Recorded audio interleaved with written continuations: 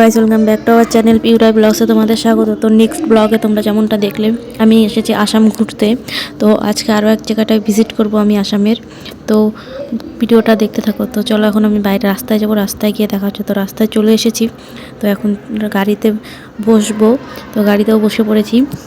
তো আমি কিন্তু একা যাচ্ছি না ঘুরতে, আমার সাথে যাচ্ছে দাদারাও। তো ওখানটায় গিয়ে চলো একবারে দেখা হচ্ছে তোমাদের সাথে। 2000 years later. তো এতক্ষণ যেটার কথা তোমাদেরকে বললাম, এটা হচ্ছে হলো স্নানঘাট, মানে মহামায়া মন্দির। আর এই মন্দিরটি ধুবড়ী জেলায় অবস্থিত, আর এটা পাহাড়ের উপরে। তোমরা হয়তো বুঝতে পারছো না। আর এইদিকে দেখো যে ঠাকুরগুলো কত সুন্দর করে সাজিয়ে রেখেছে। এখানে প্রচুর ঠাকুর আছে, মানে সব ধরনের, মানে প্রচুর ঠাকুর আছে। আর এইদিকে যে দেখো, তোমাদেরকে পুরোটা ঘুরিয়ে দেখাই।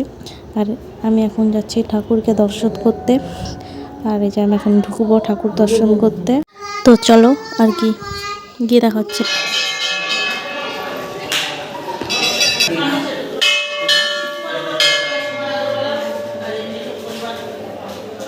আর এইদিকে এদেরকে দেখো কি সুন্দর করে বসে আছে, সবাই খাবার দাবার দিচ্ছিল আর কি। আর আমি ঠাকুর দর্শন করলাম, এদিকে দর্শন করে বেরিয়ে পড়লাম। অনেক ঠাকুর আছে, তোমাদের সবটা দেখানো সম্ভব হবে না যেহেতু। তো এই কিছু কিছুটা দেখাবো, আর কিছু কিছুটা দেখাতে পারবো না। আর আর এই যে এইটার ভিতরে কিন্তু ঠাকুরটা আমি যে ঢুকলাম ওটাই দেখলে তোমরা। এখন অনেক ঠাকুর আছে এর ভিতরে।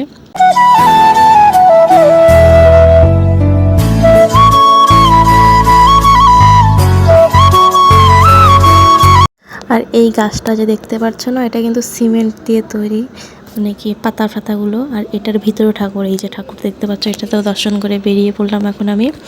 বেরিয়ে পড়বো। আর এই যে এখানে বজরংবলীটা দেখছো, এটার নিচ দিয়ে সিঁড়ি আছে, এটার নিচেও মন্দির আছে।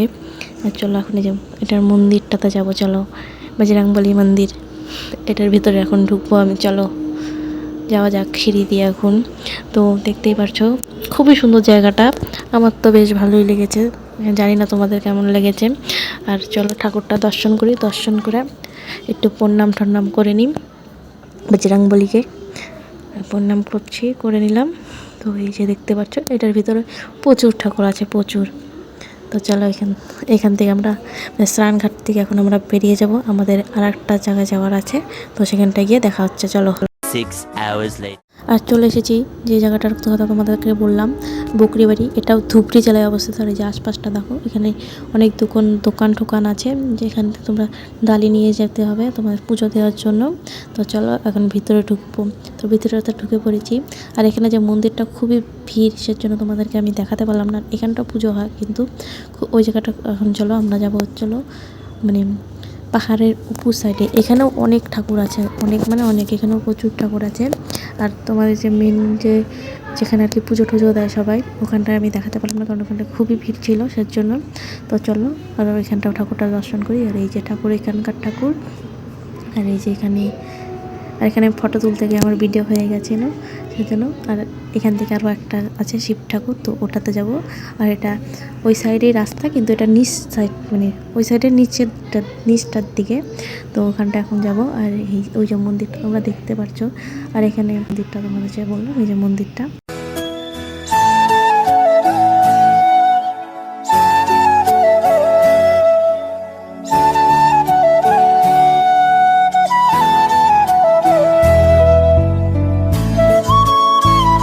আর এই যে আমার ফটো তোলা বাদ দিয়ে ভিডিও করছিল, মানে ফটোই তুলতেছিল কিন্তু ভিডিও হয়ে যাচ্ছিল।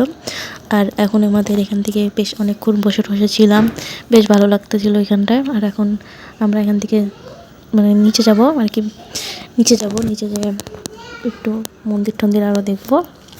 আর এখানে দাদা হাই করে দিল আমার ব্লগে। আর এখান থেকে ভিউটা দেখো, অনেক উঁচু। আমার তো পাঠা ব্যথা হয়ে গেছিলো। আর সেম এই যে ফটো তুলতে গিয়ে ভিডিও করছিল। আর এখান থেকে ভিউটা দেখো একবার, বেশ দারুণ ভিউ ছিল, বেশ ঠান্ডা ছিল, রোদ পাহাড়ের উপরে বেশ সুন্দর ছিল। আর এই যে বজরংবলী ঠাকুর। আর এই দিকটা দেখো, এই যে। আর এখানে যে ঘরগুলো দেখতে পাচ্ছ, এখানে মানে খাওয়ার দোকান ছিল। আর এই যে দেখো, এদেরকে দেখো সবাই খাবার দিচ্ছে, এখানটাও সবাই খাবার টাবার দিচ্ছিল, সেই হাতের থেকে নিয়ে নিচ্ছিল বেশ সুন্দর ছিল। নিচে নেমে অনেকক্ষণ আরও ঠাকুর ঠাকুর দেখে, যেটা তোমাদেরকে আমি দেখাতে পারলাম না। তো এখন আমরা নিচে নেমে যাব আর কি। আমরা এখন এখান থেকে বেরিয়ে যাব। আর যে বেরিয়ে যাচ্ছি আমি এখন, সবাই, আমি, দাদা সবাই বেরিয়ে যাচ্ছি। আর এখানে বেশ সুন্দর ছিল, আমার তো বেশ ভালোই লেগেছিলো। আর এদিকে যে দোকানপাটগুলো দেখছো, তোমরা যদি বাড়ির জন্য কেউ কিছু নিয়ে যেতে চাও এখান থেকে কিনে নিয়ে যেতে পারবে। তো এখন আমরা যাব, আর এখন আমরা গিয়ে কিছু খাবো, কারণ সকাল থেকে না খাওয়া ছিলাম। আর এই যে খাওয়ার দোকানে চলে এসেছি।